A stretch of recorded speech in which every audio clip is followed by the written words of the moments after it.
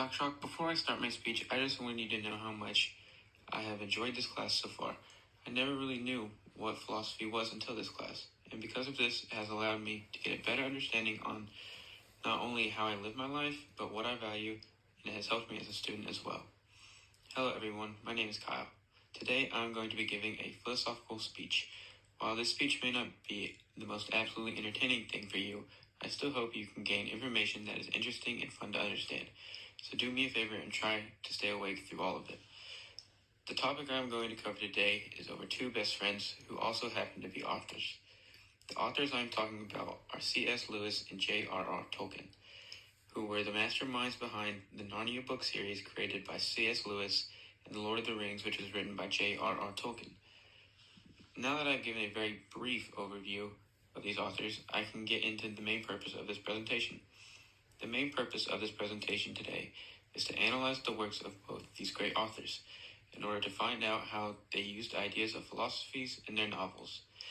To start, I'm going to focus on C.S. Lewis and the Narnia series. Then I will go into the ideas of Tolkien, and finally finish with a section talking about their friendship and explaining each of their personal beliefs in philosophy. C.S. Lewis was a British author born in 1898, and was a true mastermind behind The Lion, the Witch, and the Wardrobe, and all of the Narnia book series. He began writing these books as a gift for his godchild, but did not anticipate for them to become true pieces of art that they are today. These books go much further than children's books, due to the fact that they have underlying messages of philosophy. In the novels, there are lessons of Christianity in the form of good versus evil, as well as the presence of sin and how one may overcome it. The way Lewis shows this in the books is by creating the main characters around biblical characters. Some examples of this are Aslan, the lion, who is presented as good or can even be believed as a depiction of Jesus, while the witch is depicted as evil, and this can be seen as Satan. This all leads us back to philosophical beliefs on what is good and what is bad, and we can even see the battle between good and evil being shown. This is a question philosophers have been trying to answer forever, and C.S. Lewis answers by showing that good prevails over evil. He even takes all this further by explaining sin. The way he does this in the novel can be seen when the witch offers Edmund a Turkish delight. This can be interpreted as the sin of gluttony, which in the story ended up causing much harm to the lands and creatures of Narnia. Continuing with this idea, C.S. Lewis shows Edmund fighting evil, which could also be seen as Edmund trying to fight against the sin he committed and repenting evil. Philosophically and religiously, this is believed by many to be a way to make up for any wrongdoing one may have committed, and in turn making one more happy and joyful in their life. Overall, I would say C.S. Lewis uses philosophy, more specifically a religious philosophy, as a way to show the battles one may have in their life versus evil, and how one may triumph over this evil in order to live a more happy and complete life. This leads me into the next author, by the name of J.R.R. Tolkien. Tolkien is an English writer who was born in 1892. The works of Tolkien include novels like Beowulf and The Father Christmas Letters, but none are more popular and more iconic than his works of The Hobbit and The Lord of the Rings. These novels are written in such a way that they take the reader into another world, showing struggles that are unimaginable and relating them back to problems of the everyday world. Tolkien specifically wrote The Hobbit as a way to relate mythology and fantasy with stories for his children. This then led him creating The Lord of the Rings as a tribute to his dear friends who lost their lives fighting in World War I. As one can imagine, he also, as well as C.S. Lewis, had no intention of these stories becoming what they are today. While these books are very popular for their entertainment and enjoyability, there are many underlying messages that can be seen. Examples of these underlying messages include the fight between good and evil and ideas of power. The messages are spread throughout all Tolkien's work. A specific example of this is shown throughout the entirety of the Lord of the Rings series. The entire series is based around a war between good and evil, the good being the Fellowship of the Ring and those who helped, and the evil being Sauron and his army.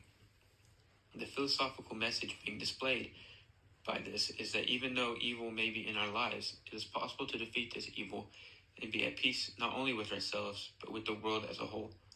The ideas of power in these novels are shown in physical form by an object called the Ring of Power. This ring in the novel is the most powerful and sought-after weapon of all. Due to this fact, it entices many with sins like wrath and greed. These are both shown in the novel because the ring often causes those who obtained it to lash out in anger when it is taken from them, which is an example of both wrath and being greedy. This is even continued by showing Frodo, who was the main character of the ring, and able to repent or get rid of these sins until the ring was destroyed. I believe the philosophical message being portrayed here has to do with cutting out temptations in one's life that could lead to negative thoughts or actions, and that if this is done, it will lead to true happiness. Overall, I would say J.R.R. Tolkien uses a form of philosophy very similar to that of C.S. Lewis in the fact that it has a lot of religious backing and the ideas of good beating evil. This does lead into the next topic I wanted to cover, concerning and explaining each of these authors' friendship and actual philosophical beliefs. Starting with their friendship. This friendship began when both authors were professors at different universities and ended up meeting by coincidence at a simple Oxford faculty. Colin Drewes, who is a British author that wrote a book titled Tolkien and C.S. Lewis, The Gift of Friendship, which explains in detail how they met. Drewes says Tolkien and Lewis used myth and legend to portray beliefs in their deepest truths. Because of the common ground they found in this aspect of writing, they were able to help and influence each other to make the two greatest and most popular book series that still gain popularity today. Their friendship carries into philosophy at a surface level in the fact that they both have religious views on the world and that good prevails over evil. But where they differ when looking deeper into a more specific and more personal beliefs. For example, Lewis is seen as a naturalist and a strong belief in dualism.